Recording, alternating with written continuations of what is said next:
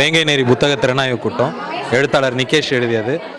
மற்ற எழுத்தாளர்களோட இவர் எந்த வகையில் மாறுபட்டவர்னா, இவர் களத்துக்கு போய் ஒரு பத்திரிகையாளராக இருந்து அந்த சம்பவங்களை கண்டறிஞ்சு அதிலிருந்து தான் பார்த்த, தான் அனுபவித்த, தான் கேள்விப்பட்ட பத்திரிகையாளராக, எழுத்தாளராக, ஒரு இந்த சமூகத்தில் ஒரு மனிதனாக எல்லாமும் இருந்து தன் அனுபவங்களை மட்டும் இல்லாமல் தரவுகளோட ஒரு புனைவை ஆக்கியிருக்கிறாரு. அதுதான் வேங்கை நேரி. வேங்கை வயல், நாங்குநேரி இந்த 2 சம்பவங்களை மையமாக வச்சுருந்தாலும் இந்த புத்தகம் படிக்கும்போது பல்வேறு கதாபாத்திரங்கள், பல்வேறு கதைகள், ஒவ்வொரு கதாபாத்திரமும் ஒரு கதையை சொல்லும். அதில் ரொம்ப முக்கியமாக கச்சநத்தம் வன்கொடுமை நம்மளுக்கு நினைவுபடுத்தும்.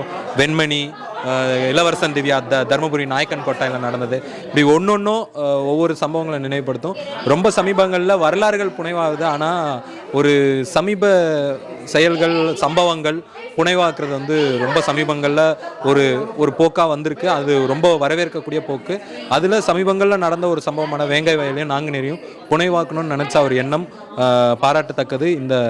இந்த முயற்சிக்கு எனது வாழ்த்துக்கள். இந்த முயற்சி ரொம்ப நல்லாவும் வந்திருக்கு.